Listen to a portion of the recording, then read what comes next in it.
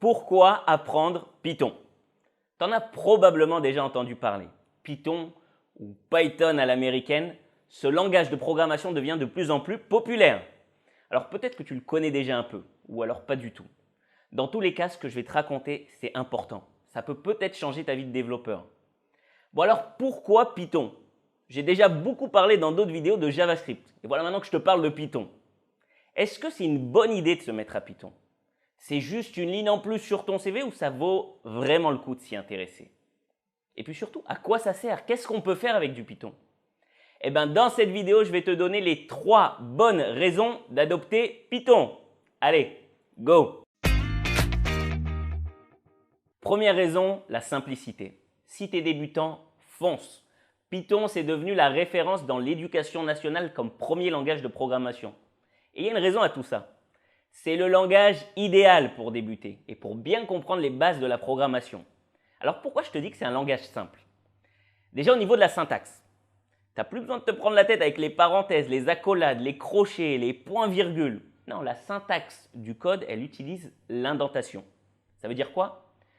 Par exemple, si tu veux définir une condition if ou une boucle while ou même une fonction, eh ben, tu n'as pas besoin d'accolade. Juste une indentation, ce qui est relativement simple à mettre en place. Alors en plus, en Python, les types sont dynamiques. Tu n'as pas à écrire le type de tes variables. Nombre, string, array, non, pas besoin de le préciser. Il saura les identifier directement en fonction des opérations que tu fais avec. Et surtout, le Python, ça ressemble le plus à du langage parlé. Je te donne un exemple. Name égale John. Print name. On ne peut pas faire mieux. Au final, tu obtiens du code qui est relativement facile à lire.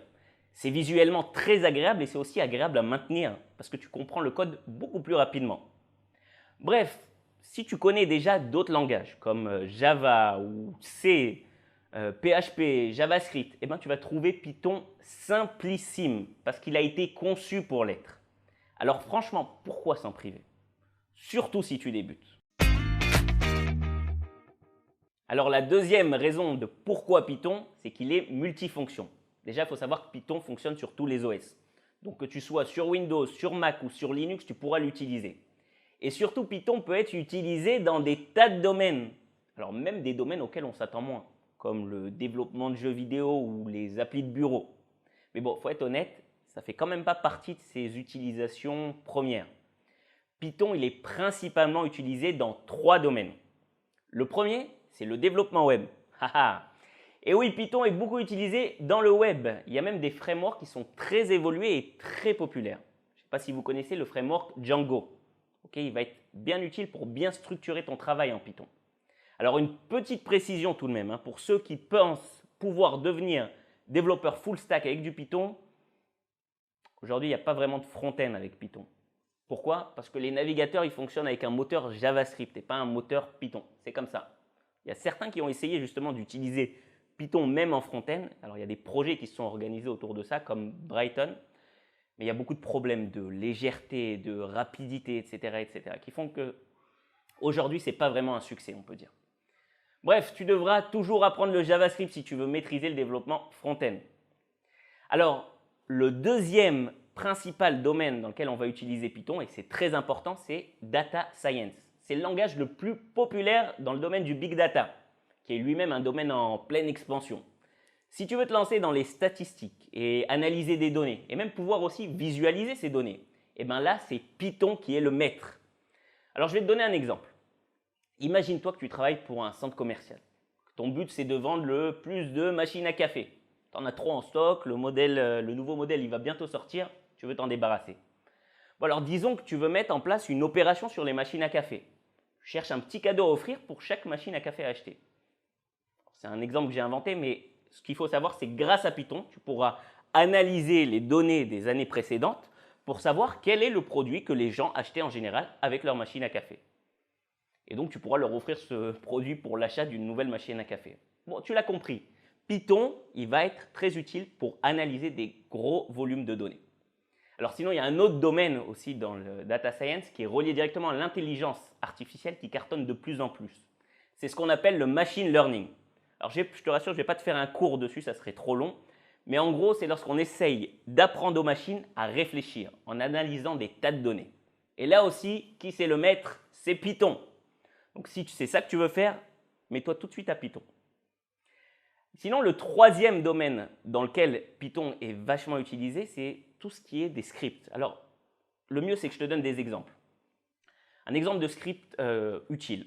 Imagine que tu as plein de fichiers et que tu cherches une info précise, mais tu ne sais pas dans quel fichier est cette info.